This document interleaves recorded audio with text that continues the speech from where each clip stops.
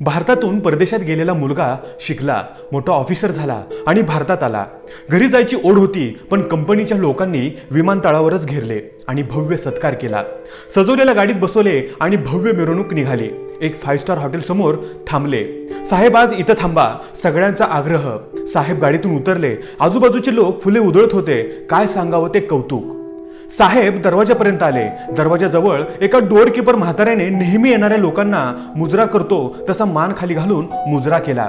दरवाजा उघडला. साहेब आत शिरले आणि वीज चमकावी तसे चमकले आणि तत्क्षणी माघारी फिरले. दरवाजाजवळ आले. डोअरकीपरने खालची मान वर केली. साहेबांची आणि त्यांची नजरानजर झाली आणि दोघांच्याही डोळ्यात अश्रू तरळले. साहेब अश्रू ढाळीतच त्या डोअरकीपरच्या पायावर झुकला आणि नकळतच तोंडातून शब्द बाहेर पडले, बाबा बाबा. तुम्ही इथे. आणि बराच वेळ बाप लेक गळ्यात गळा घालून रडत राहिले. बाजूच्या लोकांनाही गहिवरून आले. आपल्या मुलाने परदेशी जावे, मोठे व्हावे यासाठी हा बाप नोकरी करत होता, ओव्हर टाइम करत होता, पोटाला पोटभर खात नव्हता, पण मुलासाठी पैसे पाठवत होता. तो रिटायर झाला, पैसा कमी पडू लागला, म्हणून या हॉटेलमध्ये डोअरकीपरची नोकरी करायला लागला. दरवाजात कोणीही आले तरी मान खाली घालून मुजरा करायचा आणि दरवाजा उघडायचा हा त्याचा नियम ठरलेला. आणि आज तोच मुजरा त्याच्या मुलासाठी होता. आयुष्यभर दुसऱ्याला मुजरा करणाऱ्या हाताने त्याने मुलाला घडवले. मला सांगा यात श्रेष्ठ कोण? तो साहेब की तो डोअरकीपर? तो ऑफिसर की नोकर? तो मुलगा की बाप? यशाची शिखरे चढणाऱ्या प्रत्येकाने लक्षात ठेवले पाहिजे की आपल्यासाठी यशाच्या प्रत्येक पायरीचा दगड हा बाप असतो. तुमच्या जीवनाच्या आणि करिअरच्या इमारतीचा पाया हा बाप असतो. पाया कधी दिसत नाही, पण त्याशिवाय इमारत उभी राहू शकत नाही. हा बाप घरात कायम वेठ बिगारी हमालासारखा जगतो. रात्रंदिवस कष्ट करतो. कोणी शेतात, कोणी ऑफिसात, कोणी रोजंदारीवर. तो फक्त राबत असतो. त्याच्या जीवावर मुलं शिकतात, मोठी होतात, पुढे जातात आणि त्यालाच म्हणतात, तुमच्यापेक्षा आम्ही कर्तृत्वान आहोत. काय केले तुम्ही? आपल्या बनियांना भोक पडू नये यासाठी स्वतःच्या बनियांची भोक विसरणारा तो बाप. आपल्या अंगाला घामाचा वास येऊ नये म्हणून स्वतः घामाने भिजणारा बाप. आपल्याला चांगले बूट मिळावे म्हणून फाटक्या चपला वापरणारा बाप. स्वतःची स्वप्न तुमच्या डोळ्यात बघणारा तो बाप.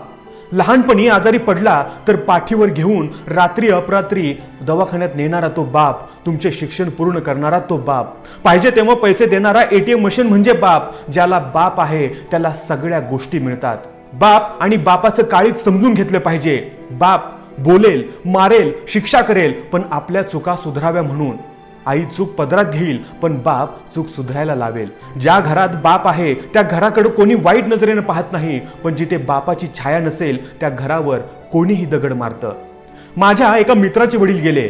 जिवंतपणी त्या बाप लेकांचं कधीच पटले नाही, पण जेव्हा काही दिवसांनी मी त्याला भेटलो त्यावेळी बापाच्या आठवणीनं तो धाय मोकलून रडला.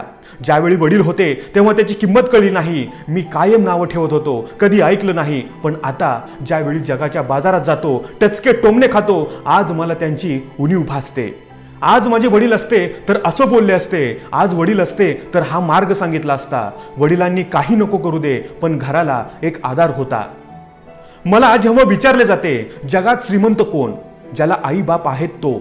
जगात यशस्वी कोण? ज्याला आई बापाची किंमत कळली तो. जगात महान कोण? ज्याने आई बापाची स्वप्न पूर्ण केली तो. आणि जगात नालायक कोण?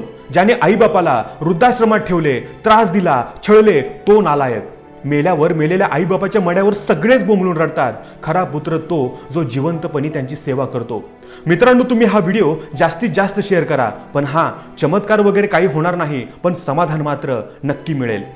जय हिंद, जय महाराष्ट्र, वंदे मातरम.